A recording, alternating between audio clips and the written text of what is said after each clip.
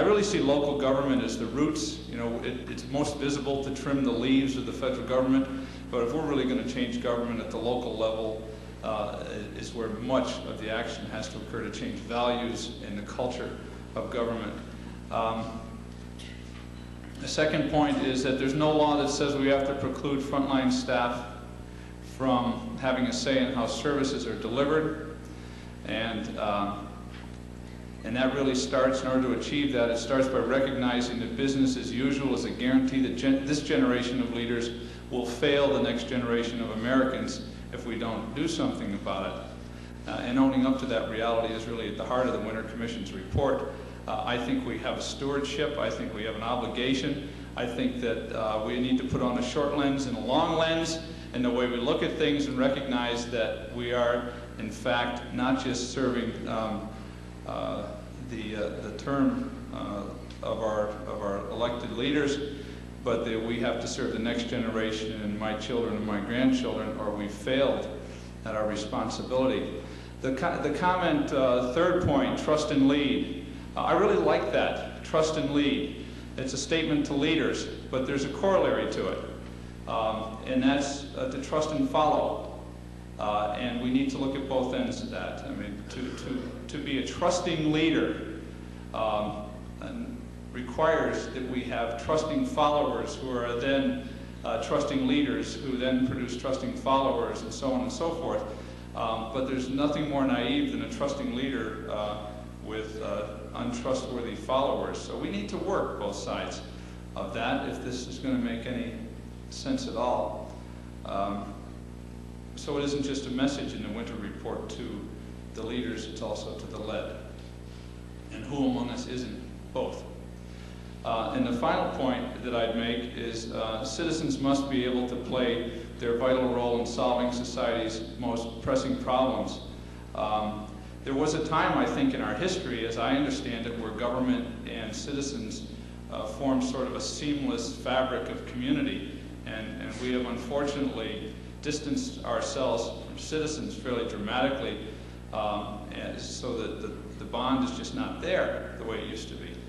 So we work very hard at the local level to put our city hall in the mall, as we will open one very soon, and to get people out in the neighborhoods, to try and reestablish links so that citizens and government become a seamless fabric that shapes community. That's threatening. It's very difficult to do. It requires giving up power to gain power, which is a tough thing in government, but absolutely a necessity if we're going to create the partnership between government and governed that will produce results. Thank you very much. Thank you. Philip Bruce, University of Nebraska.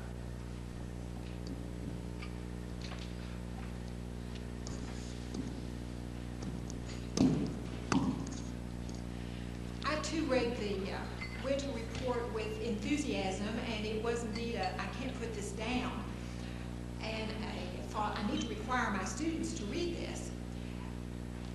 And when I came to the end, I realized there is nothing in the Winter Report with which I disagree. But what I'd like to speak to just briefly are some concerns of mine about issues that I do not see in the Winter Report, nor did I hear discussed this morning. The first issue that I'm concerned about is I see a great focus on the political. That when we talk about empowering the executive, when you talk about term limits, what you're talking about are those officials who are elected. And it seems to me that we must remember also those public administrators who are employed, who are there to carry on the business of government when the elected officials come and go. We tend to think that public administrators have a responsibility to be the fiduciary of the public trust. And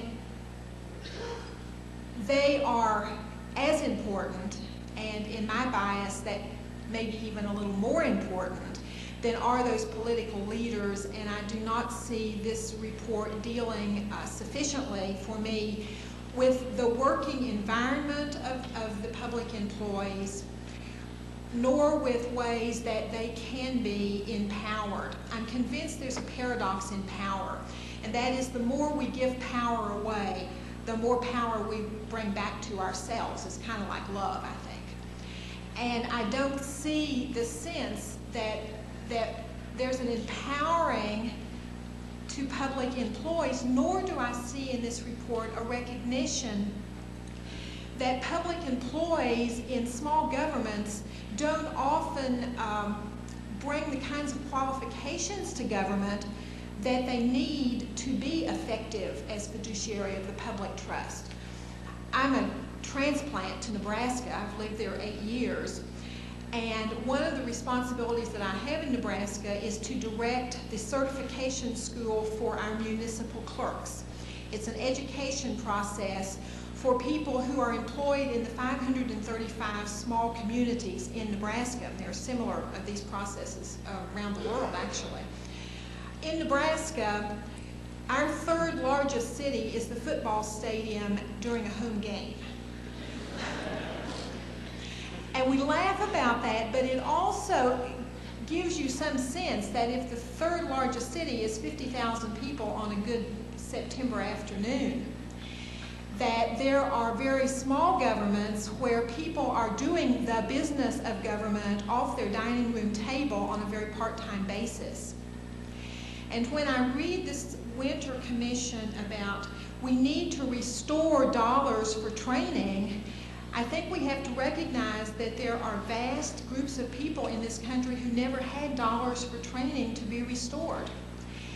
And that we need, in fact, to somehow involve states in committing to their universities or to other training entities and to other education entities not only responsibility but support for educating people who are amateurs wanting to do the best they can and who are eager to learn.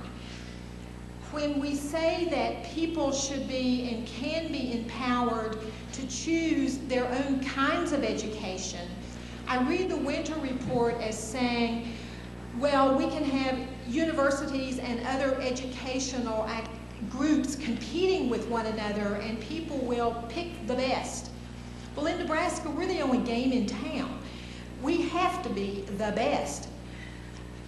And frequently, nobody can afford us, even though what we're asking is transportation out in order to spread some information. And I would like to see some models discussed, similar to it's one of the Carolinas, and maybe somebody here knows, but during the days of the Depression, when we were reinventing government then, and we realized that one thing we had to provide for public servants was education, there was a process enacted where each citizen of the state was taxed a penny, I think. And now that's up a little more than that. And I continually say, if we could just tax ourselves 10 cents for every citizen of our state, perhaps our states could then fund people to go out into the hills and hollows in West Virginia or to the plains and the sandhills in Nebraska and provide education about what it means to be a government employee. There's one other comment I want to make, and that has to do with responsible and responsive employees. I'm concerned that not once in the Winter Report is there any mention of the word ethical. There's no mention of ethical employees. There's no mention of ethical government. There are some assumptions that I think we've learned historically, both as a nation and world, that we cannot readily make. I just made a note that on page 35, in regard to making purchases, there's one statement that says to me that there was some discussion about ethics, but then it somehow got lost in these larger, more global issues. Page 35 in regard to purchasing says, adherence to the trust and lead strategy implies that our employees have to be trusted to do the right thing.